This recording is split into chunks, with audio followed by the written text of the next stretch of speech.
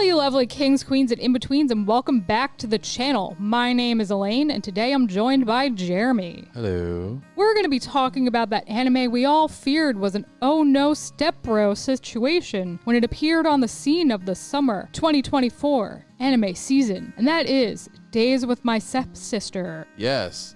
We kind of went into this expecting that we were going to be laughing about it, and it was going to be this, like you said, oh no stepbro kind of anime, taking the well-known trope in adult entertainment and making it into an anime, but it's really not that. Well, it is that. Sort of. Not really. And other stuff, too.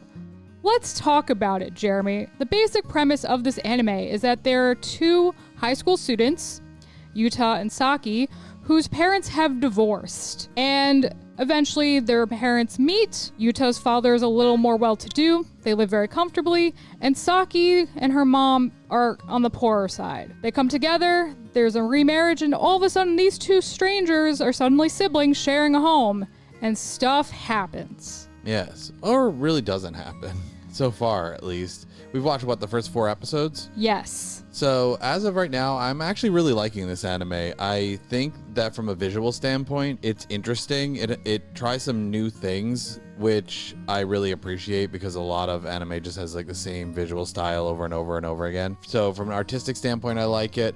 From a substantive standpoint, I like it as well because it's very introspective. They are talking about like the meaning of different things and the meaning of their relationship with each other. They constantly talk about how a step sibling is a stranger that you are now forced to live with. And I think that's kind of an interesting way of looking at it. They both have similar yet different ways of looking at the world and the people around them.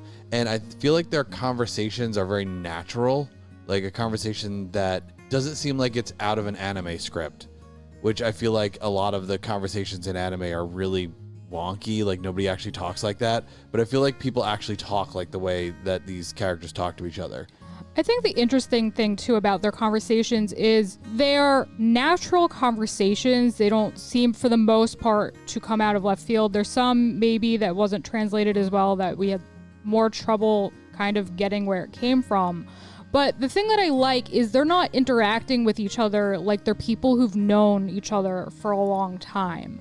They really stick to this idea that they are strangers who are now stuck living together. There's no familiarity in the way they're speaking to each other. There's still a hint of awkwardness. They're still trying to feel each other out, feel the situation out. And I like that. I like that it wasn't just like we are constantly clicking and just our conversations are flowing instantly and we just mesh perfectly. I like that they really stuck with this theme. The other thing that's interesting, and it kind of bothered me at first, but it's growing on me a little bit, is that this anime has a lot of just natural pauses where there's just no sound, there's stuff on a screen or some kind of funky visual of nothing clear or distinct, and it's supposed to, as far as we can tell, make you stop and think about the things that are being said. Yeah, I feel like it is kind of the natural pauses in like an awkward conversation that you're feeling out. Like they will say a thing and then just kind of stay silent for a moment, and I feel like that happens when you talk to people.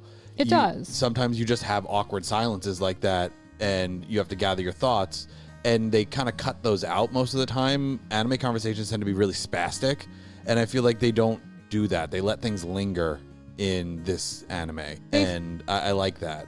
They force you to endure these characters' feelings with them. But I think they've also, a few times now, let your screen linger on, or the visuals linger on a memory. So you're kind of reliving it with them, and because the characters, a lot of the time, aren't saying anything, letting you draw your own conclusions from what you're seeing on the screen, letting you kind of feel and imagine yourself having this experience as though you were the character and not necessarily a viewer. Yeah. So, I mean, so far, I'm really liking it. I would recommend it to anyone. I have recommended it to people so far. It definitely was not what I was expecting it to be.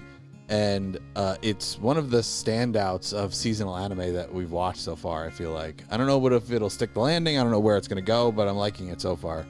I think I was pleasantly surprised in the sense that I thought this would be a one and done, like, wow, I can't believe they're actually making that thing we complain about in anime. But I wouldn't say it's my favorite. Like, I don't dislike it as much as I had thought I would dislike it, but it's also not my favorite thing in the world. It's somewhere middle of the road, and I'm kind of waiting to see where it goes.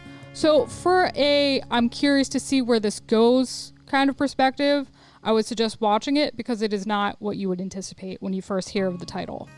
Yeah, it's definitely one of those things where it's like, don't let the initial impression prevent you from watching it. Like, actually sit there and feel it out. I also really wish that Citrus had more of this in it. I feel like this show rubbing off on Citrus would have been a very good thing for Citrus. Probably. Because similar subject matter, but kind of took it in the wrong... Citrus kind of took it in a weird way. This one handles it very well, so far at least. But if you think that we are handling this should you watch content really well on the channel, that sentence notwithstanding, like the video if you like it. Comment down below, have you checked out this anime? Have you checked out anything else that's airing in summer 2024?